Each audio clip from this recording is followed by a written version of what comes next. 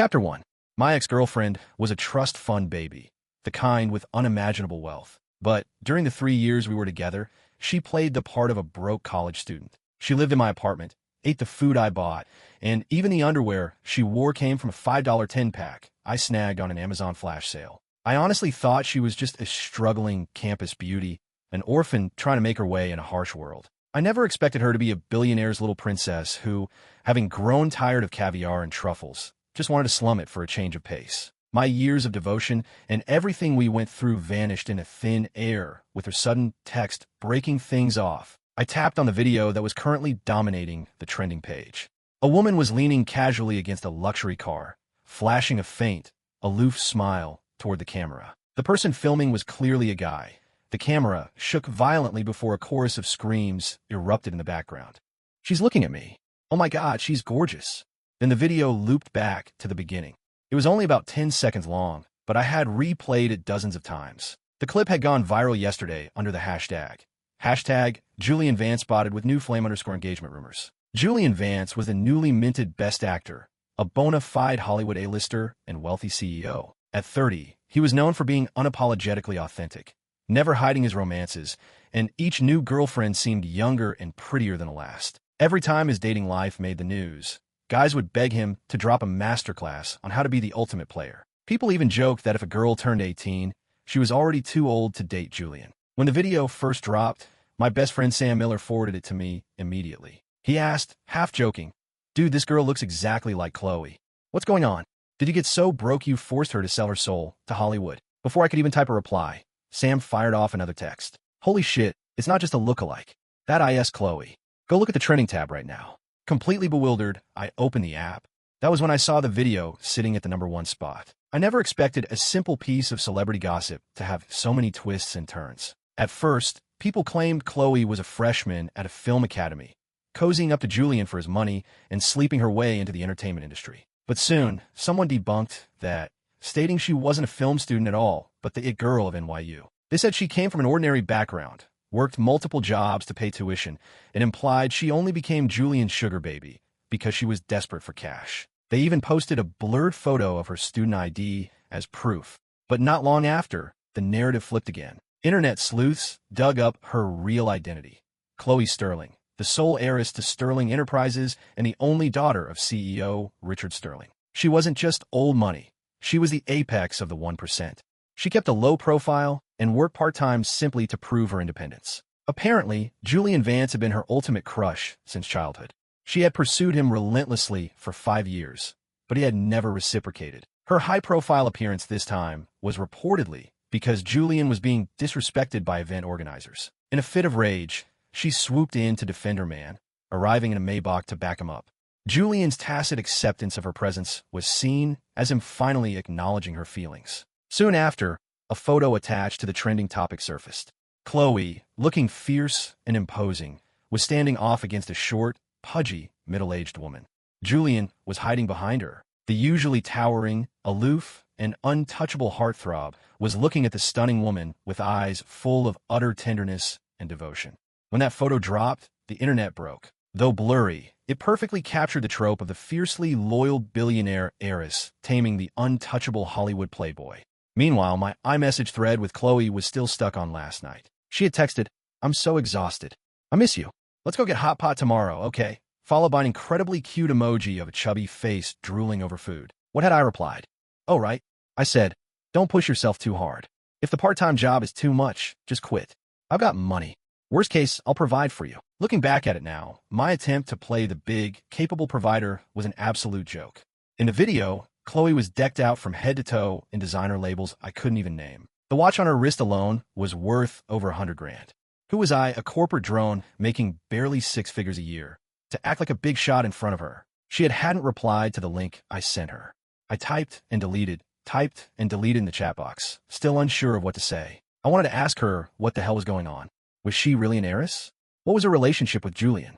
Even with the internet blowing up, I still harbored a sliver of hope, praying to hear an explanation from her own mouth. I wanted her to tell me it was all a massive misunderstanding, that yes, she lied, but she had been forced into it and had no other choice. But to my surprise, before I could send a single word, my phone buzzed with her incoming message.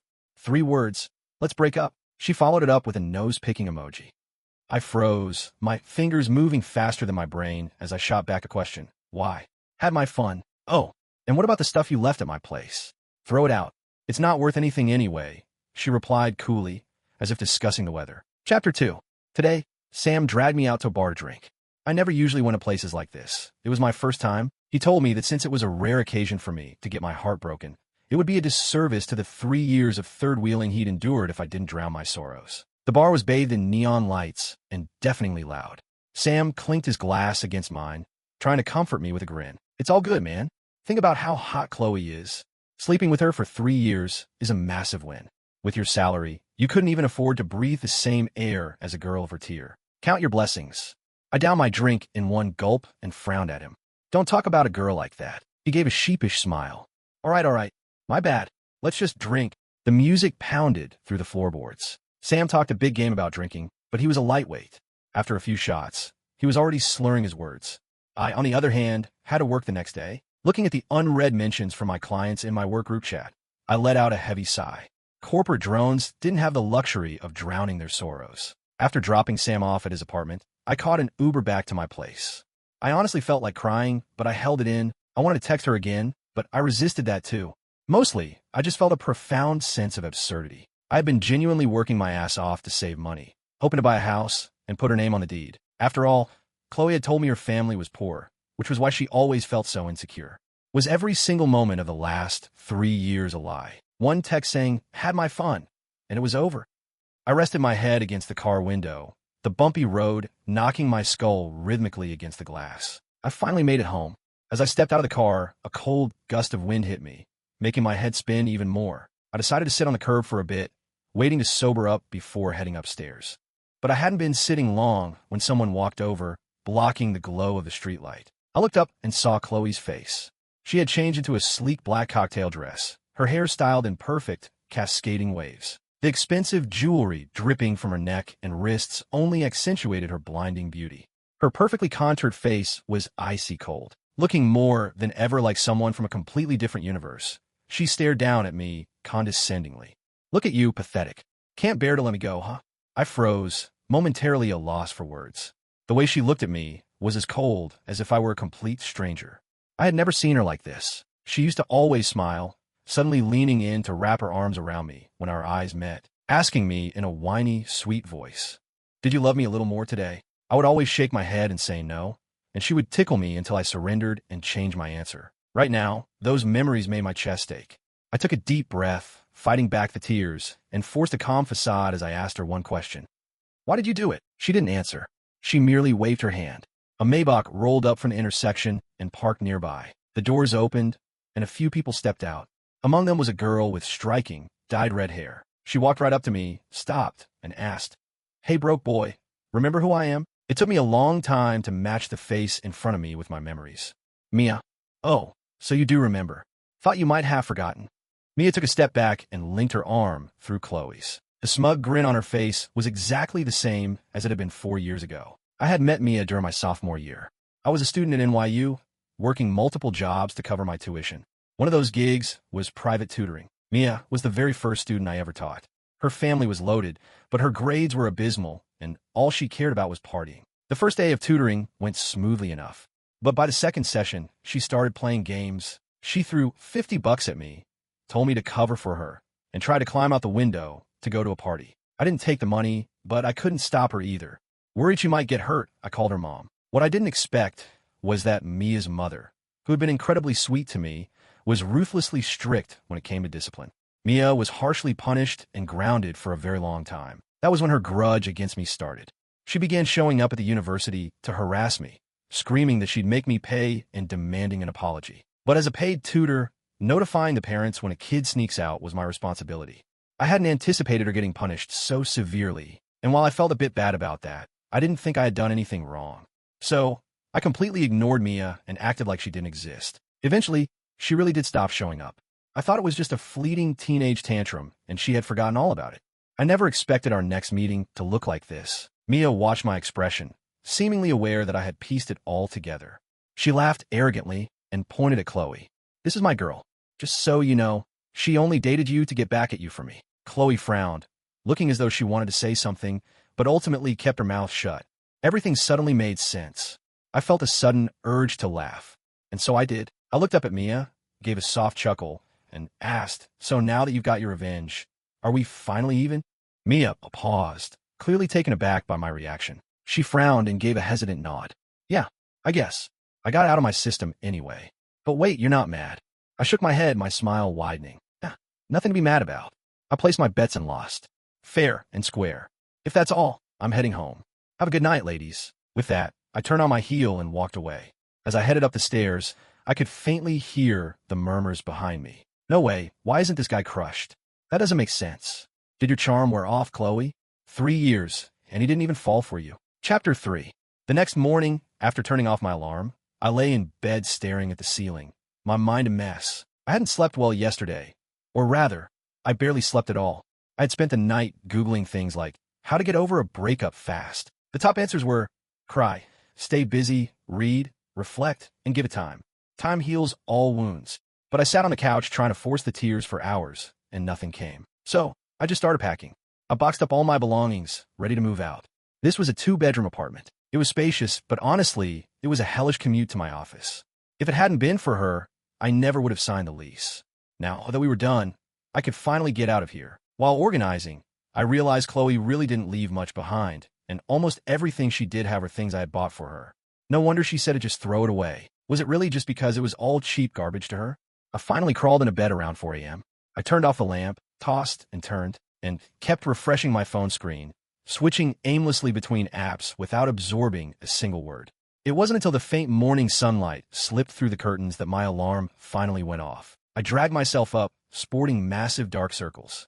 I showered, threw on some clothes, and, after a quick set of push-ups, some color returned to my face, so I looked slightly less like a corpse. I grabbed my bag and headed out for my usual subway commute. But suddenly, there was a knock at the door. I froze, pulling my hand back from the knob. Looking through the peephole, all I saw was a blur of bright red bobbing in my field of vision.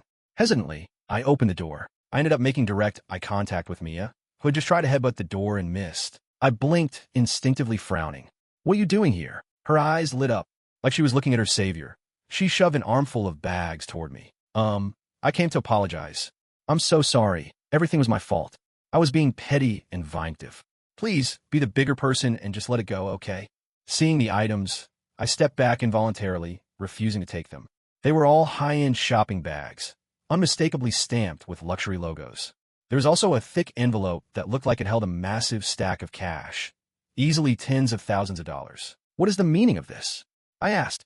Seeing my refusal, Mia's face fell in defeat. "I really just want to apologize.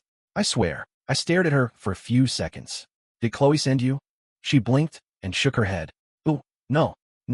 She doesn't know about this." A deep, steady male voice suddenly cut through the air, interrupting Mia's stuttering. "I told her to come. My apologies, Mr. Davis." With that composed voice, a man stepped out from the stairwell landing.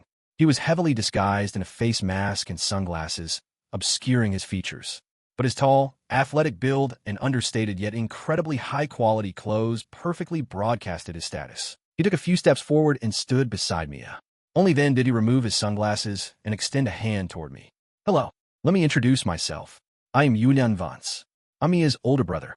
I heard about their little prank on you, so I brought her here specifically to apologize." Julian Vance was Mia's brother. I was slightly surprised, but thinking it over, it made perfect sense. Chloe and Julian were close. She had publicly defended him against event organizers. Since they were all trust fund kids running in the same circles, it was obvious they'd know each other. But regarding his apology, I shook my head. "You don't need to apologize to me. No, this entire mess is Mia's fault. She's far too immature. Chloe only got dragged into this ridiculous prank because she couldn't handle Mia's constant whining. Ultimately, it's my failure as a brother to discipline her, so an apology is necessary." As he spoke, he took the shopping bags from Mia and practically forced them into my hands. "These are just some small gifts we picked up on the way. Consider it compensation. Also, Jessica Thorne and I are getting engaged soon. I know you and Chloe dated for a while, but everyone knows it was all built on a misunderstanding. I'd appreciate it if you didn't harass her in the future. Can we agree on that? Is this what Chloe wants? Mr. Davis, even though you two are broken up, surely now that you know her true background." The man standing before me nodded, offering a flawless, polite smile. I had no idea what kind of person he saw when he looked at me.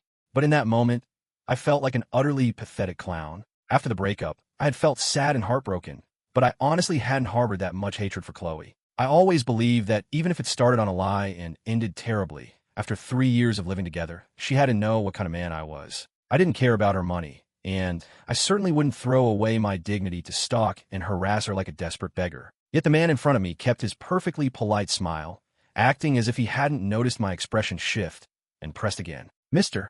Davis, you can manage that, right? Chapter 4. I typed the last word of the report. I organized the proposal and sent it over to my team lead for approval. Even though I was dizzy with exhaustion, my mind drifted back to what Julian Vance had said to me that morning. I remembered the look of absolute indifference on my face when I replied, "Rest assured, since we're broken up, I won't be reaching out to my ex, whether she's a billionaire or not. So take this stuff back. I don't need it."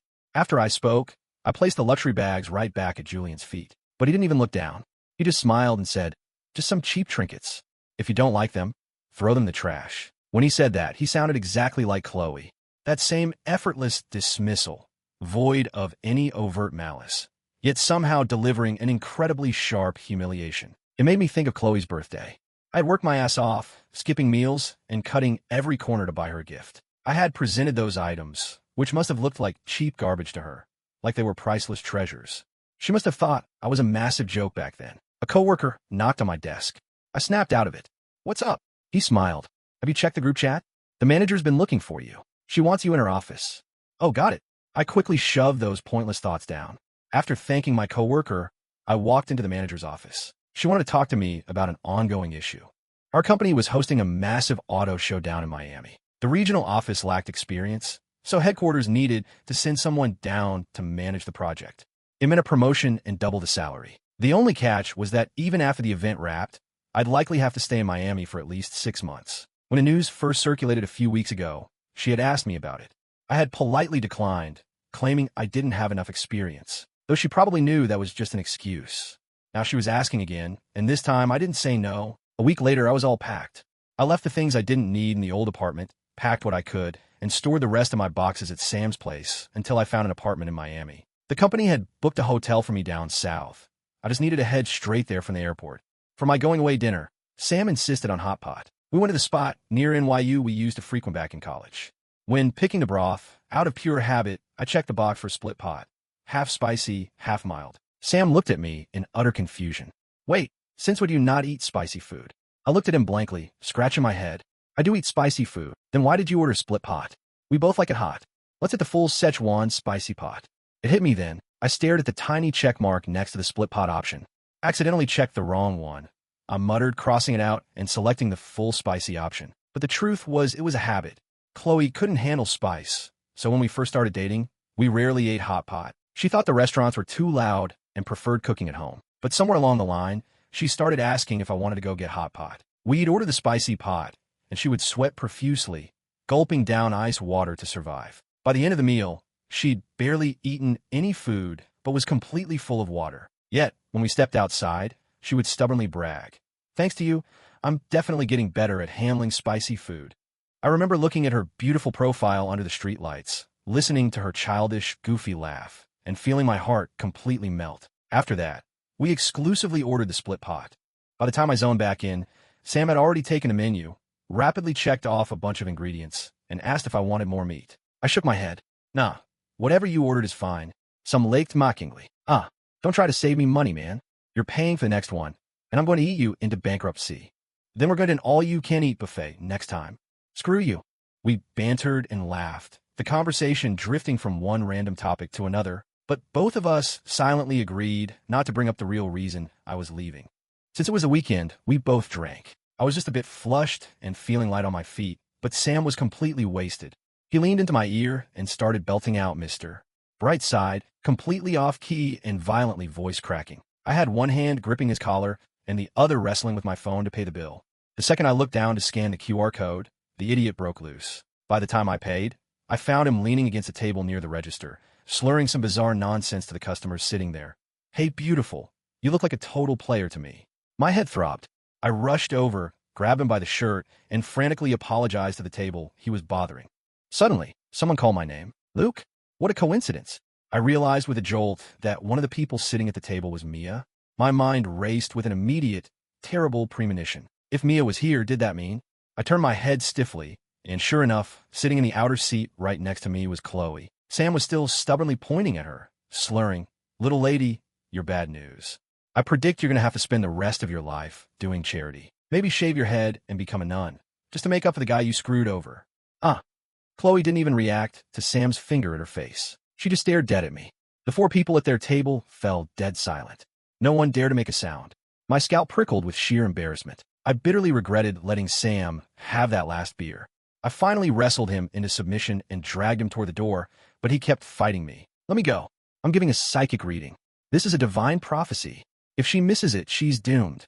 Chapter 5. By the time I finally dragged Sam out of the restaurant and got him to sit on the curb, I was drenched in sweat. I ordered an Uber on my phone while panting.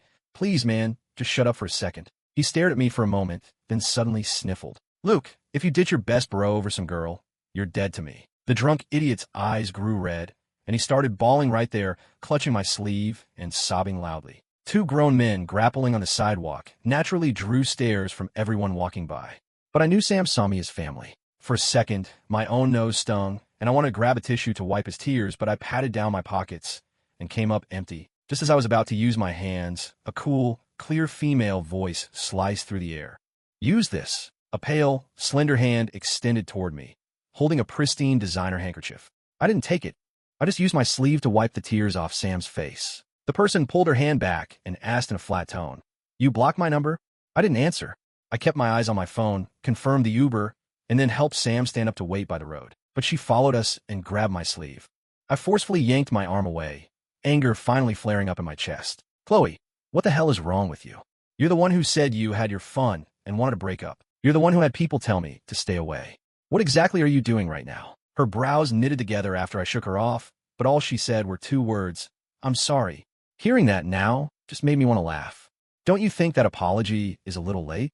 She frowned at my laughter. "If you're upset, just yell at me. Don't bottle it up like this." No, I was upset at first, but now I really don't care. 3 years. Even if I'd raised a dog or a cat, I'd have some emotional attachment. But you aren't worth it. You really aren't. So right now, all I feel is lucky. Glad we broke up early so I could dodge a bullet. My phone buzzed. The driver was calling. I spotted the Uber pulling up to the curb, locked my screen, and turned away. "I'm out. Hope I never see you again." After getting home, I received a friend request on WhatsApp. No profile picture, no name, just a message that read, "I'm sorry." It was easy to guess who it was from, but I ignored it. She was persistent, however. She tried multiple different burner accounts, changing her opening lines from, "Hey handsome, let's chat," to "looking for crypto investors," to, "Hey, it's your boss. I got a new number, add me." Eventually, realizing I wasn't falling for it, she gave up the act entirely and sent, "I'm sorry. I really know I messed up, but can you just give me a chance to explain?" I found the whole thing hilarious, so I finally replied to the last one. "Explain what? That you're a liar? Or that you were two-timing me? Are you trying to get closure so you can invite me to your wedding with Julian?" I wasn't that pathetic. After that, she finally went quiet. I landed in Miami, and the regional office had sent someone to pick me up. The person holding a sign with my name had long, flowing hair and a cool, striking beauty. Standing among a crowd of teenage girls waiting for a pop idol, her presence was incredibly eye-catching, almost out of place. "Hi, Luke Davis." She extended a hand. "I'm Audrey Hayes." Audrey Hayes was the head of the marketing department in Miami, my new boss. Hearing her name, I was momentarily stunned. "I thought you'd send an assistant to pick me up." Audrey smiled. "My assistant took the day off. Her cat is going into labor. You could take PTO for a cat giving birth. Is the work culture down here really that laid back?" She led the way, laughing. "Yep, we're very pro slacking off. You're not going to regret moving here." I chuckled. My new boss had a sense of humor, which was a great sign.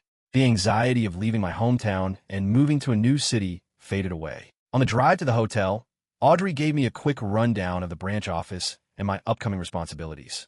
The workload was heavy, but manageable. The only issue was that I was a fresh transfer, so getting synced up with the new team would take some adjustment. We arrived at the hotel, and I checked in. My original plan was to settle into work first, then spend a weekend apartment hunting. But in the car, Audrey told me that because of the massive auto show, the next few weeks were going to be brutal. Since I had arrived a few days before I officially started on Monday, I might as well use the free time to find a place. I had just contacted a real estate agent, and was about to head out when Sam suddenly texted me. Dude, Chloe came looking for me. She asked if you moved out and wanted to know where you are. I frowned. I thought I'd made myself perfectly clear the other night. I couldn't understand what the point of this relentless stalking was. Ego. Was she just mad that I wasn't falling apart over her, feeling like her irresistible charm was being insulted? Chapter 6. I sent Sam a voice memo, my tone firm. No matter what she asks, don't tell her anything. I know, I didn't say a word. But man, she was drunk. I think she was even crying. She said she only approached you because of Mia at first, but after being with you, she genuinely fell for you. She said she wanted to find the right time to explain everything and tell you who she really was, but she was terrified of hurting you, so she kept putting it off. She didn't expect you to see that video first. She said a bunch of other stuff. I can't even remember it all. Do you want to hear her out? No need. There's nothing left to explain. Back when I thought she was struggling through grad school, I worked myself half to death, even landing in the hospital from exhaustion, just so she wouldn't have to work extra shifts. She knew exactly what I was doing, yet she sat back and lied to my face for 3 years. I stopped typing halfway through the message, my mind drifting. The truth was, over the last 3 years, Chloe hadn't actively demanded anything from me. Taking on extra shifts, grinding for money, fighting for our supposed future, those were my choices. She didn't ask for it, she didn't acknowledge it, and of course, she didn't know the toll it took on me. As for what she said about starting with an ulterior motive, but eventually falling in love, I actually believe that. You can fake motives, and you can lie with words, but you can't fake subconscious reactions and the look in someone's eyes. Countless times, when I'd finally finished working and gone to see her, I'd watch the loneliness in her eyes instantly spark into pure, unadulterated joy. When my phone died on the way home and she couldn't reach me, she ran out in her slippers and searched the streets for 2 hours. When she finally found me safe at home, her first reaction wasn't to scream at me, but to throw her arms around me with red, teary eyes. She was a simple girl, wearing her heart on her sleeve. When her desire to protect the man she loved clashed with her loyalty to her best friend's revenge plot, she had probably been torn, caught between ripping the Band-Aid off and burying her head in the sand. In the end, the truth blew up, and I became collateral damage. People always say relationships are a power struggle. One side always ends up dominating the other. I never agreed with that. I believed a healthy relationship had to be built on equal footing. But because of her lies, our foundation was warped from day one. Maybe she had her reasons. Maybe beneath the betrayal lay circumstances she felt she couldn't control. But none of that mattered to me anymore. We were from different planets. We only collided briefly because of a lie. And once the illusion shattered, we had to return to our respective realities. The moment the truth came out, we were already over. Thinking about all this, I looked at the half-typed paragraph on my screen and just felt incredibly exhausted. There was no point in drudging up old grievances about someone I had already chosen to leave behind. I deleted the text and replaced it with something completely dismissive. Chloe is marrying Julian Vance. Her life has nothing to do with me. Sam immediately exploded. What the hell? If she's engaged, why is she harassing you? Is she psycho? She was playing the tragic, heartbroken victim with me today. I almost fell for it. I thought she actually felt bad. Beautiful people are all sociopaths, I swear. But seriously, man, what are you gonna do? We should expose her online. I'm so pissed on your behalf. Once he calmed down, I replied, "It's fine. We broke up. No need to drag it out. Just ignore her." All right, got it. My lips are sealed. I won't give her another chance to bother you. By the way, how's it going down there? Is Miami super hot? Totally different vibe? Do you like the office? Are the co-workers cool? It was early May. Back in New York, the weather was still fluctuating between spring and summer, jumping from sunny to rainy, requiring a mix of jackets and t-shirts. But down in Miami, summer was already in full swing. I glanced out the hotel window. It was the same sea of skyscrapers and busy pedestrians. It didn't look drastically different from NYC. I spoke into the phone. It's a little hot, but manageable. I got here early, so I haven't officially clocked in yet. The department head picked me up from the airport personally. Seems like a nice person. Sam immediately got defensive. Why is a manager doing airport pickups? Guy or girl? Is she some middle-aged lady trying to leverage her power because she heard you're hot? I laughed. Don't be an idiot. The office skews young. She's barely older than me. Her assistant had an emergency, so she had to step in. A manager at her age? That's impressive. Is she cute? Yeah, actually very. Sam's question made me reflect. Simply looking at her features, Audrey wasn't the cute, innocent type. But standing at the airport with that sign, she definitely turned heads. I once saw an online debate about whether cute or sexy was more important. People argued endlessly, but the top comment summed it up perfectly.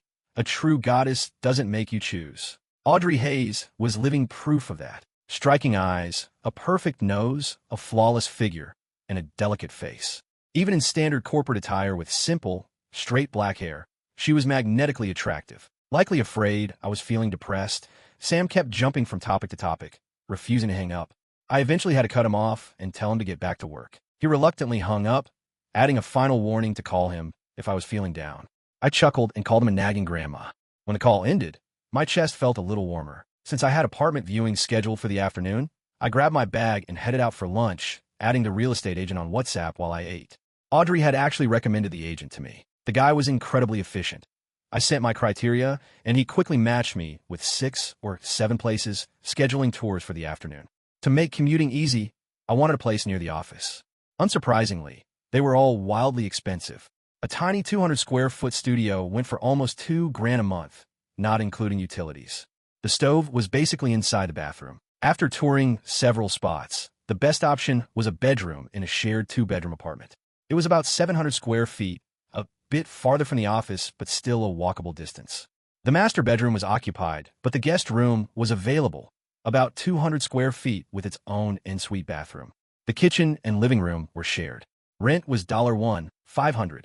Most importantly, it was spotless and had amazing natural light. I was sold instantly, but there was one catch. The other tenant was a woman. A co-ed roommate situation sounded like the premise of a sitcom, but in reality, it just meant a lot of awkward boundaries.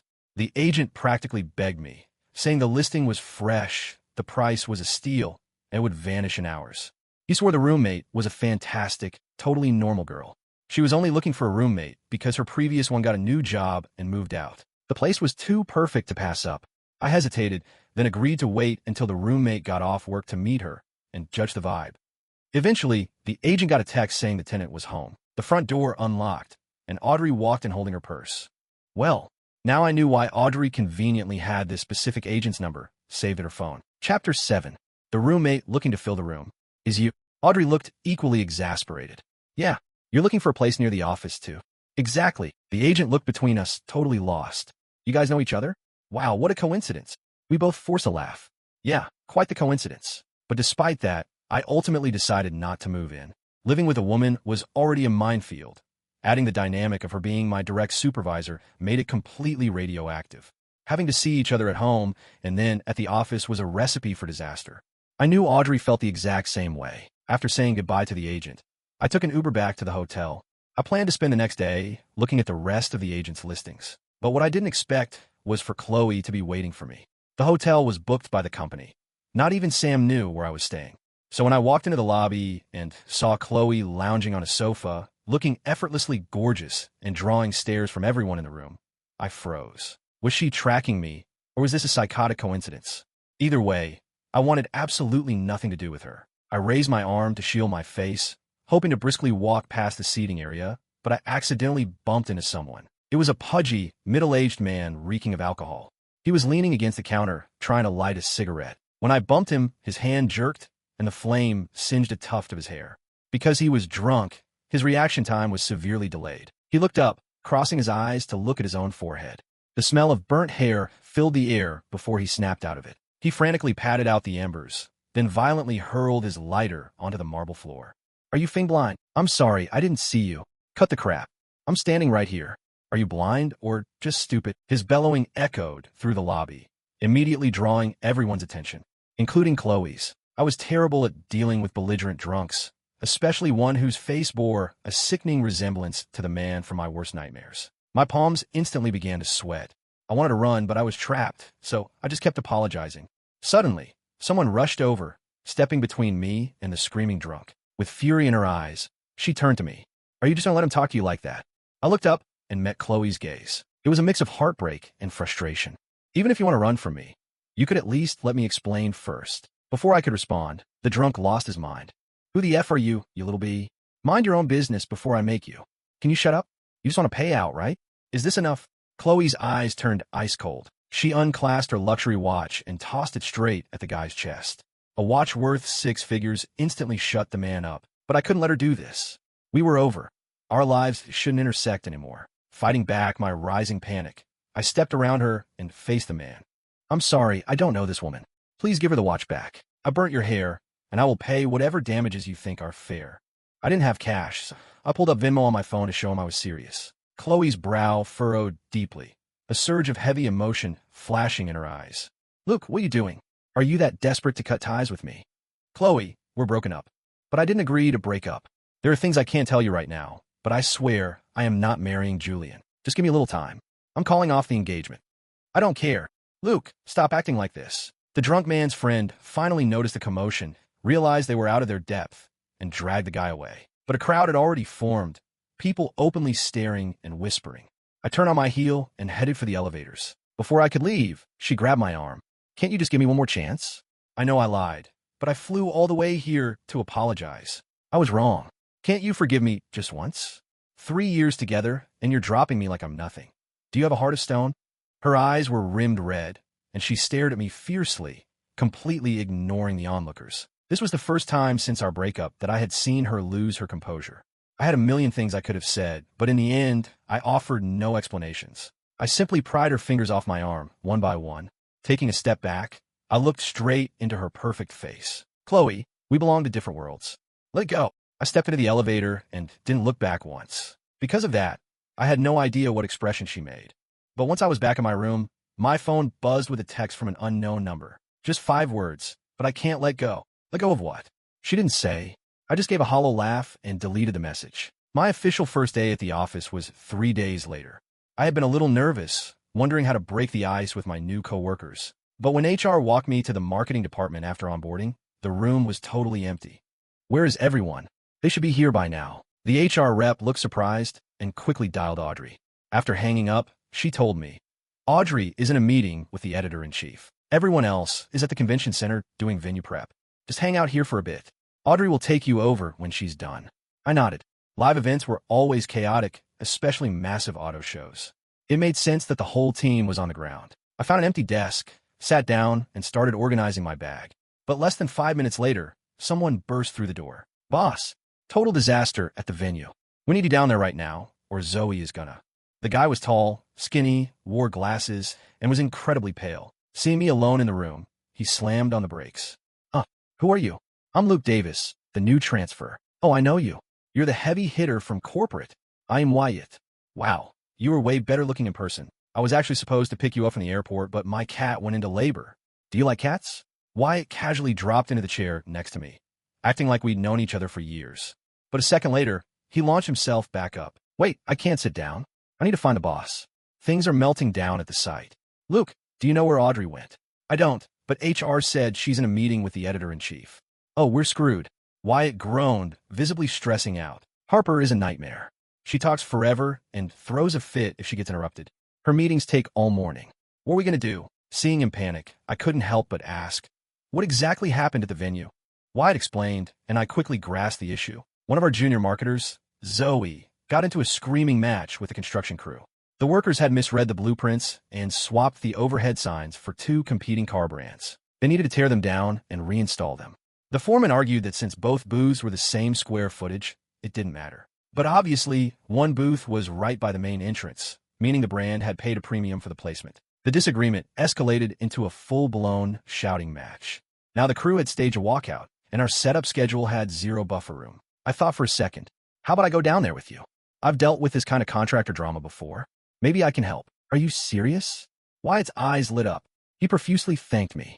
He had no idea if I could actually fix it, but having backup was better than going back alone. Chapter 8. The convention center wasn't terribly far, but it wasn't close either.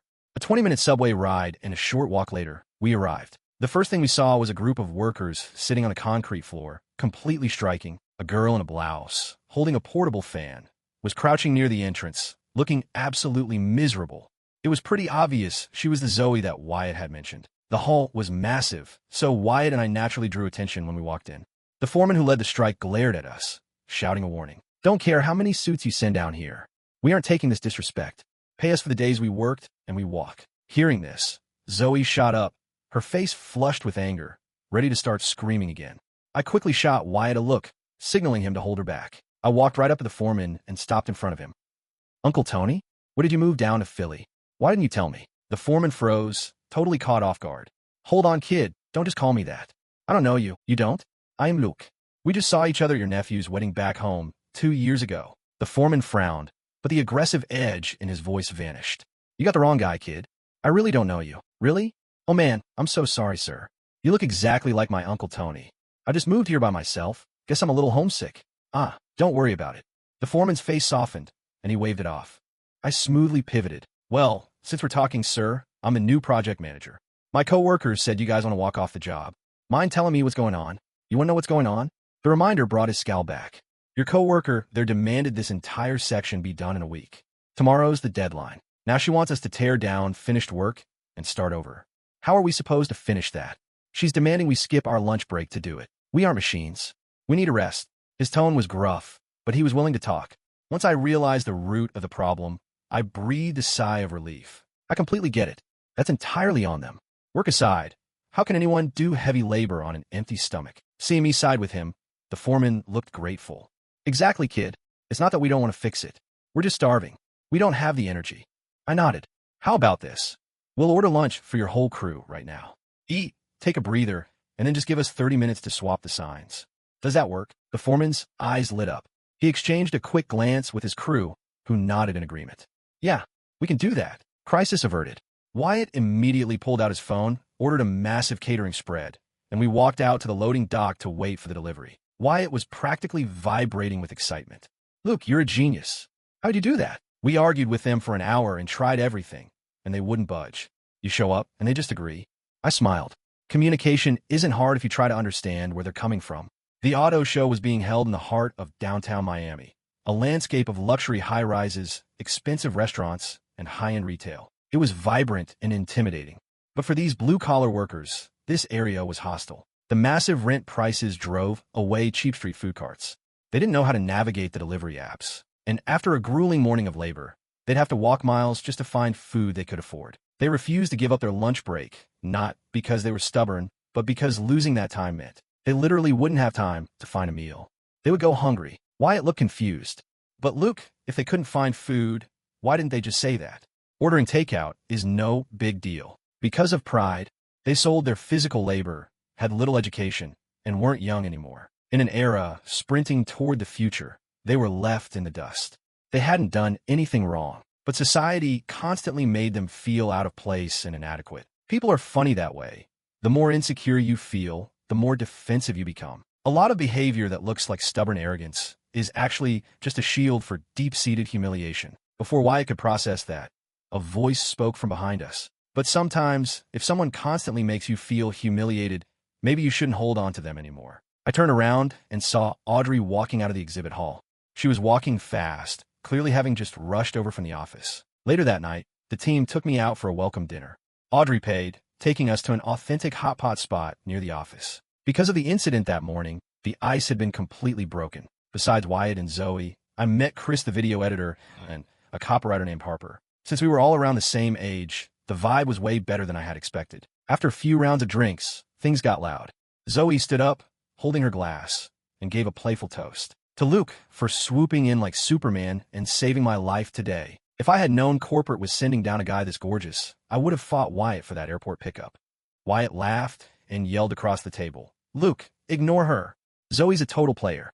She falls in love with every hot guy she sees. Zoe didn't even get mad, just shot back, please, what I do is innocent.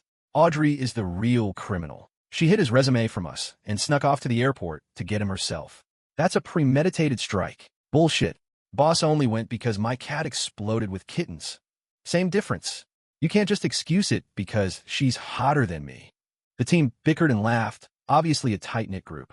Zoe was losing the argument, so she turned to Audrey. Boss, confess. Did you see his headshot and decide to go yourself? Hearing that, everyone started cheering and egging her on. I looked across the table, making eye contact with Audrey. She just smiled, offering zero explanation, the reflection of my embarrassed face shining in her eyes. With the expo's opening day looming, the marketing and site management phases reached critical mass. Audrey and Chris spent every day running between the venue to shoot video and the office to edit. I took the rest of the team and managed the floor. Everyone was working insane hours. That welcome dinner ended up being the last time the whole team was in the same room for 2 weeks. By mid-May, Miami's heat was absolutely suffocating. The humidity felt like a wet blanket. even though things were running smoothly and we had time to leave the venue for lunch. No one wanted to leave the air-conditioned break room, so we just ordered delivery. While waiting for the food, Wyatt was scrolling on his phone next to me. Suddenly he gasped, "Guys, look at Twitter. My goddess is getting engaged." He shoved his phone in my face. The trending hashtag was #Julian Vance's secret engagement to Sterling heiress. I froze, saying nothing. Assuming I didn't know who they were, Wyatt excitedly explained, "Luke, have you not seen the news? This couple is insane. She's a billionaire heiress, but she had a crush on him forever. He always treated her like a little sister. She got mad, ditched her family money, paid her own way through NYU, started her own business, and then showed up in a Maybach to defend him at a gala. The little sister grew up into a stunning woman, and the playboy finally fell for her. It's literally a movie plot, so that's how their story looked to the rest of the world." I didn't know what to say, so I just gave a stiff smile and pretended not to care. Zoe, twisting the cap off a water bottle, chimed in, "You're an idiot, Wyatt. There's no true love in Hollywood. It's a business transaction. Only a moron like you buys that PR crap. I have a friend in marketing," she continued. "She said this whole thing is fake. Julian's agency pushed the narrative to boost his upcoming movie. The girl doesn't even want to get engaged. She's basically being strong-armed into it and can't publicly back out because of corporate politics. You're making that up." "I'm serious. It's an open secret." They kept arguing back and forth, but every word felt suffocating. I needed air. I stood up and walked out of the break room. I immediately bumped into Audrey, who was carrying a tray of iced coffees. She handed one to me and smiled. "Did the food get here?" I shook my head. "Not yet. Why aren't you eating out? It's your lunch break." "Too hot outside." "Then why aren't you waiting in the AC?" "It was getting stuffy in there." My excuse was pathetic, and I knew it. Audrey didn't press it. She set the coffee tray on a desk near the door and shouted for the team to come grab them. She turned to me with a soft smile. "I actually thought it was stuffy in there, too. Want to hang out here for a bit?" I just wanted to be alone, but I couldn't reject her kindness. The iced Americano was incredibly bitter. On an empty stomach, I grimaced and muttered, "So bitter." Hearing that, Audrey somehow produced a handful of hard candies from her pocket and dropped them into my palm. They were wrapped in shiny, holographic foil, but the candies inside were all red. Red had always been my favorite flavor. But how did she know that?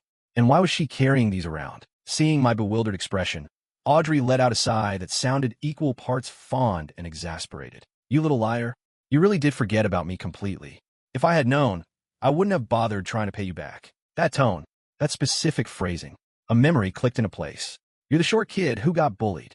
When I was 8, I lived with my aunt and uncle after my parents divorced. They were kind, but I always felt like an outsider. One afternoon, feeling incredibly homesick, I skipped school. While wandering the neighborhood, I found a little girl cornered by a pack of stray dogs. She was wearing a pristine, expensive-looking dress, terrified and starving. I grabbed a stick, chased the dogs off, and helped her up. She said she was just too hungry to outrun them. I dug into my pocket and gave her a handful of candies I had been saving. She devoured them, crying, and swore she would buy me 1,000,000 candies to pay me back. She asked for my name and address. I gave her my name, but terrified my aunt would find out I skipped school, I gave her a fake address. I ended up moving away soon after. "How did you recognize me?" "Wait, how do you even remember that?" Audrey pouted. "I broke all my piggy banks and bought out every bodega in the neighborhood. When I wanted the address, it was fake. I spent weeks carrying a backpack full of candy trying to find you until my mom caught me and grounded me. I cried for days. How could I forget? I felt a sudden wave of guilt and tried to suppress a laugh. "I'm so sorry." I moved away right after. Apology not accepted. The emotional damage was severe. "All right, call the cops then." Audrey blinked in my deadpan response, then burst out laughing. Her bright, genuine laugh chased away the heavy gloom that had been sitting on my chest all day. Chapter 9. I grabbed the delivery food and headed back into the break room, only to find the atmosphere had completely shifted. Zoe and Wyatt weren't arguing anymore. They were huddled around a phone, eyes wide. This is a massive PR nightmare. Damn it, the page crashed. Force quit and reload. They were so engrossed, they barely registered Audrey and me walking in. "What's going on?" Audrey asked. Zoe frantically tapped her screen. "Huge drama. Remember that engagement announcement? Someone just leaked a video. They got into a massive fist fight at the venue." I frowned, my stomach tightening. "What do you mean?" "Nobody knows the full story, but a paparazzi snuck in. They're saying the heiress didn't even know it was an engagement party. She was tricked into going. When she found out, she completely lost her mind. Her sister-in-law-to-be ended up throwing hands first. The leaked video was grainy and shot from a distance, so there was no audio. But Julian was wearing a tailored tuxedo, impossible to miss. The clip started with Chloe throwing open the doors to the banquet hall. It was lavishly decorated, everyone in black tie, making Chloe's casual streetwear look jarring. Julian approached her with a wide, practiced smile, but she shoved past him, looking furious, clearly screaming at him. When Julian tried to grab her arm, she snapped and violently shoved a massive floral display bearing their names onto the floor. Suddenly, Mia lunged into the frame, grabbing a fistful of Chloe's hair. Total chaos erupted. Security rushed the camera, and the video cut to black. Wyatt sighed heavily. Tragic. My favorite celebrity couple didn't even last an hour. People in the comments are saying Chloe actually had a long-term boyfriend from college that she lived with, Wyatt read aloud. Everyone said the guy was a loser using her for money, but now they're saying she blew up her own engagement for him. She threw it all away. For him? Please. Zoe scoffed. Wyatt, you're so naive. Rich kids play sick games. She's a trust fund baby. She probably has a dozen boyfriends. She just didn't want to get tied down in a marriage yet. There's no grand romance. Right, Luke? Audrey looked at me, her expression perfectly neutral. We don't know the whole story. Better not to judge. I had zero desire to participate in this conversation, so I just shook my head. After work, I went back to my new apartment. The floor was covered in unpacked boxes Sam had shipped down. I was exhausted and decided to leave them for tomorrow. I took a shower, and when I got out, I saw several missed calls from a local Miami number. I called back. It was a hotel I stayed at during my first week. The receptionist apologized profusely, saying a package had been mistakenly delivered there for me. They couldn't reach the sender, so they hired a courier to drop it off at my new address, who was sending me stuff at the hotel. Sam swore he didn't. I texted Audrey, thinking it was corporate mail, but she had no idea either. 30 minutes later, there was a knock at the door. I opened it without thinking. Standing in the hallway was Chloe. She was dressed entirely in black, wearing a baseball cap pulled low, gripping a massive suitcase. Standing in the dim light of the corridor, I could see a dark bruise forming near her lip. It instantly reminded me of the video where Mia grabbed her. I scowled. What are you doing here? Did you bribe the hotel to give you my address? She shook her head. No, they wouldn't tell me. So I ordered a package to the hotel, told the courier to leave it and run, and watched to see what they do. When they called the local delivery service to forward it, I stood close enough to hear the address. I was honestly too stunned to speak. The level of psycho-stalking was so extreme, I didn't know whether to call the police or applaud her ingenuity. But before I could tell her to get out, her eyes rolled back, and she collapsed straight into my chest. I jumped, instinctively catching her. Her cap fell off. In the apartment light, I saw her face was flushed an unnatural red, and the skin on her wrist was burning hot. She had a massive fever. She lay on my rug, weakly trying to push herself up. Delirious, her eyes glassy with tears, she mumbled in a raspy voice. I'm sorry, Luke. I was wrong. Just as I was trying to figure out what to do, rapid footsteps echoed down the hall. Audrey appeared in my doorway, panting. Luke, are you okay? You weren't answering your phone, and I heard about this scam or fake couriers. Audrey looked from the open door to the unconscious Chloe on the floor, then to me, kneeling next to her. She blinked. What's going on? I quickly explained my phone was charging in the bedroom, and I hadn't been scammed. I apologized for making her worry. After helping me drag Chloe onto the sofa, Audrey hovered near the door. Well, if you're safe, I'll head out. I walked her to the hall. Just as she turned to leave, she paused, her tone unreadable. Can I ask, who is she? She meant Chloe. Having my ex randomly pass out in my living room wasn't exactly great office water cooler talk. Elite, a younger cousin. She got into a fight with her parents and ran away from home. Audrey glanced at the massive suitcase. She smiled tightly. Teenagers, always running away. I closed the door, turning back to the living room to find Chloe awake, glaring daggers at me. Who's your cousin? Her voice was ruined, her body weak, but she forced herself to sit up, her eyes burning with jealousy. And who the hell was that? Is that your new girlfriend? Did you move to Miami for her? Are you just doing this to make me mad? Or do you actually like her? She looked so fragile, trembling, her dark eyelashes casting shadows on her pale face like an abandoned puppy. I looked away. Breaking and entering is a crime. If you leave right now, I won't call the police. She stood up unsteadily, refusing to back down. Tell me the truth. Is she your girlfriend? I gave a cold, hollow laugh. I looked her up and down with absolute contempt. Why would I lie to you? Do you really think you matter that much, Chloe? I heard escorts of your caliber cost at least a grand night. I got to use you for free for 3 years, so yeah, maybe I should be a little nicer. Or did you actually delude yourself into thinking I was in love with you? The color drained completely from her face. The jealousy in her eyes shattered into disbelief, then morphed into pure, visceral agony. I stood completely still and watched as she grabbed her suitcase and dragged herself out the door. She didn't look back once as she stumbled down the hallway. When she was gone, I picked up my phone.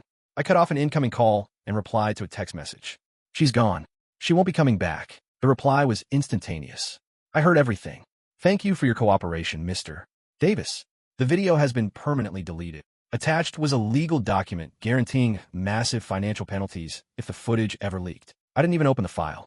I deleted the entire thread, slid down the wall until I was sitting on the floor, and buried my face in my hands. The text had been from Julian Vance. He had sent me a video I prayed no one on earth would ever see again, documenting the most degrading, traumatizing night of my life. Back in college, my first real job was working as a host at a high-end VIP nightclub. One night, a drunk guy asked me to show him the way to the restroom. I was young and naive. I thought he just needed directions. But the second we rounded the corner into a blind spot in the hallway, he lunged at me, his hands aggressively groping me. That was the first time I realized some men swung that way. I froze for a split second before violently snapping back to reality, fighting him off like a wild animal and screaming that I was calling the cops. The guy, seemingly sobered by my violent reaction, spat out a curse, calling me a tease. Terrified I would actually call the police, he pulled out a wad of cash, $1,000, and threw it at my feet, telling me to keep my mouth shut. $1,000. It was exactly what I needed for tuition. It meant I could quit the nightclub. I could stop pulling all-nighters. I could afford to breathe and study for my scholarships. I picked up the money. Walking back to my dorm, I kept brainwashing myself. I'm a guy, it's fine. It's $1,000. Silver lining. I'll never go back there. I'll never see him again. But despite my rationalizations, I stood in the shower for hours that night, scrubbing my skin raw. And for years after, every time I saw a pudgy, middle-aged man with glasses, my stomach churned with violent nausea. Knock, knock, knock. I flinched, pulling my hands away from my face. Who is it? Courier delivery. I opened the door. A delivery guy handed me a massive bouquet of bright yellow sunflowers. Sunflowers mean silent love, unwavering loyalty, chasing what you want bravely in the light. Hidden in the flowers was a handwritten letter from Chloe. Luke, I wrote this a long time ago, but never knew how to give it to you. I'm so sorry. I never actually wanted to help Mia with her revenge. I thought she was pathetic and cruel to target a guy just working a job. I said no immediately. But one night, she dragged a group of us to the coffee shop you worked at. She just wanted to cause chaos, so I stayed in the car. Through the window, I watched them scream at you and throw coffee on your shirt. I thought you would cower, but you didn't. You calmly demanded they pay for the dry cleaning and emotional distress, pointing right at the security cameras and threatening to call the cops. It stunned Mia, and it fascinated me. Even when your manager came out, screamed at you, and fired you on the spot, you walked out of that shop with your head held high like a champion. You looked so angry and wronged. I actually wanted to get out of the car to comfort you. But when you walked past my car, I heard you muttering under your breath. I hope every time they buy instant ramen, it's missing the flavor packet. I hope they hit every red light. I hope they choke on their water. I started laughing. I was obsessed with you. Why didn't you care that you just got fired? Because of that one moment, I agreed to Mia's plan. And after I got close to you, I realized I couldn't live without you. But then my grandfather died. He left the company to me, the only direct heir. The board of directors revolted because I was too young. I was desperate. I had to go to Julian to beg for his corporate backing to stabilize the stock. But his condition for helping me was marriage. I had no choice. Please, just give me a little more time, okay? I stared blankly at the letter, a heavy sigh escaping my chest. So that was it. That was why she threw me away. But knowing the truth didn't change a single thing. We could never go back to what we were. Let go. Let the wind carry it all away. A few days later at the office, I was working late when Audrey ran over to my desk. She was slightly out of breath, a light sweat making her stunning face look even more alluring. What's up? I asked. I need a massive favor tonight, handsome. She blinked her wide eyes at me, pouting slightly. I'm going to mix her, and all the girls are bringing their boyfriends. You'll pretend to be mine, right?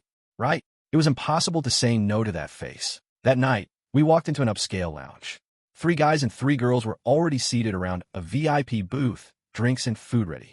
They looked like they had been waiting specifically for Audrey and me. Sorry, we're late. Audrey chimed.